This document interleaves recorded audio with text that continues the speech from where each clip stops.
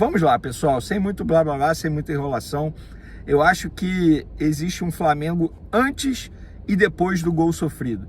Até o gol sofrido, que foi de pênalti, ali aos 25 do primeiro tempo, o Flamengo fez um bom jogo naquele mesmo roteiro, criando oportunidades e não convertendo. O Flamengo teve 3 boas chances de abrir o placar antes de sofrer o gol aos 25 minutos do primeiro tempo. 2 oportunidades com o Juninho. E se em outros momentos eu defendi o Juninho aqui, dizendo que calma, não pode queimá-lo, dessa vez a gente precisa fazer uma análise do que a gente viu na partida. Ele não pode perder os 2 gols que ele perdeu da forma que ele perdeu. Ah, mas o forte dele não é fazer gol, ele não é centroavante, mas ele é atacante. Embora ele não tenha a grande virtude ser um finalizador ou até mesmo um matador, como é o Pedro, por exemplo, mas ele é um atacante profissional vestindo a camisa do Flamengo, e ele teve 2 grandes oportunidades e não conseguiu converter. E nesse caso, nem foi mérito do goleiro não, como foi diante do Internacional, por exemplo, que eu o defendi aqui e nas minhas outras redes sociais. Então, o roteiro do Flamengo foi o mesmo. Só que o capítulo final, nem sempre o bonzinho vence. Dessa vez o mal venceu, o mal entre aspas, tá? Isso aqui é uma figura de linguagem, né, gente? Porque o final foi diferente daquilo que tem sido nos últimos jogos. Eu falei para vocês que em um determinado momento a quantidade de gols perdidos uma hora ia fazer falta. E fez justamente contra o Central Córdoba numa Libertadores. O gol de pênalti, eu acho que foi pênalti. Foi falha do Léo Pereira, um jogador profissional e com a experiência que ele tem. Ele não pode simplesmente botar a mão na bola como ele botou dentro da área. Ele assumiu o risco e, na minha concepção, foi pênalti. Eu acho até que o árbitro iria dar o pênalti, mas precisou da análise do VAR para ele poder marcar a penalidade máxima. E aí o Flamengo sofre o gol e o Flamengo muda completamente. Não foi um Flamengo com as características que a gente está acostumado a ver, com o técnico Felipe Luiz, um time totalmente desorganizado. Inclusive os números mostram isso, foram 40 cruzamentos do Flamengo durante o jogo todo, 31 só no segundo tempo. Por quê? Porque foi um time desorganizado, um time ansioso, um time afobado, um time que não sabia o que fazer com a bola. Se em outros momentos, quando o coletivo não dava certo, o individual dava, que aí vinha a genialidade de alguém, de um Arrascaeta ou até mesmo de um Gerson, mas no jogo contra o Central Córdoba, o coletivo do Flamengo foi muito abaixo e individualmente falando, os jogadores foram abaixo também. Por exemplo, o Gerson, o Pulgar e o Wesley, que entraram no intervalo, eles jogaram mal no segundo tempo. Eles não fizeram um bom jogo, pelo contrário. Senti o Gerson abaixo, o Wesley muito abaixo, errando. Tudo bem que o forte dele nunca foi cruzamento, embora ele tenha evoluído nesse quesito aí de uns meses para cá, mas ele errou cruzamentos que ele não costuma errar, ou não costumava errar nos últimos jogos. O próprio Pulgar também. Ah, por falar nisso, o Everton Araújo não pode fazer a partida que ele fez no primeiro tempo. Foi muito mal.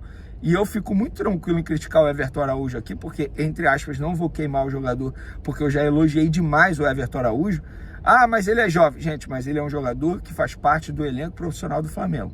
Ele entrou como titular, e se ele entrou como titular, ele deveria fazer uma partida melhor. O De La Cruz ficou extremamente sobrecarregado, tendo o Everton Araújo ao lado dele. E a discrepância Pulgar e Everton Araújo é muito grande. O Everton Araújo ele não pode receber bola de costas, o Pulgar consegue receber bola de costas mesmo assim, quebrar linhas de uma maneira extremamente rápida. Então o Flamengo, a transição defensiva do Flamengo foi estranha, totalmente desorganizada. O setor ofensivo do Flamengo também muito desorganizado. E sobre a estratégia do Central Córdoba, eu acho que o Felipe Luiz foi pego extremamente de surpresa, porque o Central Córdoba jogou de uma maneira que ninguém imaginava, indo para cima. Inclusive o Flamengo não soube tirar proveito antes de sofrer o gol, porque em vários momentos o setor defensivo do Central Córdoba deu espaço, era um time que estava dando espaço ao Flamengo. E aí até o primeiro gol o Flamengo jogou bem, mas depois sofreu esse gol aí, se desorganizou total. Inclusive, o segundo gol que o Flamengo leva, numa bola aérea, foi falha da marcação do setor defensivo. E aí eu vou chegar no Léo Ortiz e no Léo Pereira. O Léo Pereira, além de ter feito um pênalti extremamente infantil, também não ajudou ali na marcação no gol da bola aérea, tal como o Léo Ortiz. O Léo Ortiz, por exemplo, a saída de bola dele ontem não foi das melhores, algo que tem sido diferencial do Flamengo com o técnico Felipe Luiz. E por falar em Felipe Luiz, eu não vou entrar na onda de criticar o Felipe Luiz por conta da escalação, sabe por quê? Se o Flamengo tivesse vencido, tava todo mundo elogiando, dizendo que ele fez certo, que agora ele vai com força máxima para pegar o Grêmio, e contra a LDU ele poderia, entre aspas, poupar alguns jogadores na altitude. Então, assim, eu não vou ser engenheiro de obra pronta, porque quando saiu a escalação, eu particularmente achei, entre aspas, normal.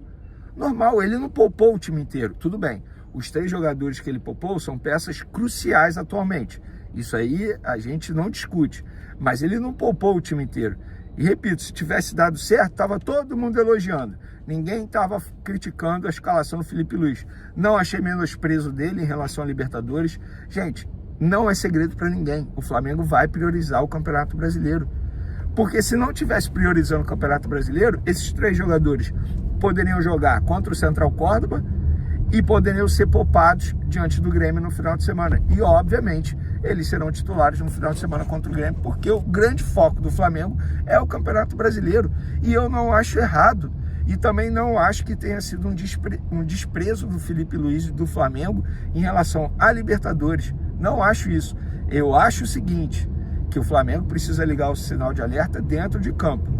Porque venceu o Deportivo Táchira na base do desespero, venceu o Vitória na Bacia das Almas, mesmo jogando bem, lá em Salvador, e agora fez uma partida muito abaixo. Foi uma das piores partidas do Flamengo com o técnico Felipe Luiz. Então, o sinal de alerta precisa ser ligado, mas não a caça às bruxas, como muita gente está tentando botar aí. Inclusive, o torcedor rubro-negro, não caia nessa armadilha, porque tinha gente esperando apenas uma derrota do técnico Felipe Luiz para começar a jogar pressão, botar uma pressão onde não existe. A derrota ela iria acontecer. Ah, mas ele estava não sei quantos jogos invicto. Beleza, uma hora o Flamengo ia perder. Perdeu numa hora que ninguém esperava. Eu não esperava. Acho que o Flamengo eu achei que o Flamengo fosse ganhar e ganhar de uns 3-0. Imaginei que seria um jogo complicado no início, que o Central Córdoba poderia jogar extremamente fechado, mas não foi desse jeito. Pelo contrário, o time argentino mostrou uma organização e uma audácia, uma coragem dentro do Maracanã que acabou dando certo. Agora, entrar nessa de caça às bruxas, tá tudo errado, gente, cuidado com isso, não caia nessa armadilha. Tem gente querendo que você, torcedor rubro-negro, caia nessa armadilha para começar uma pressão onde não existe.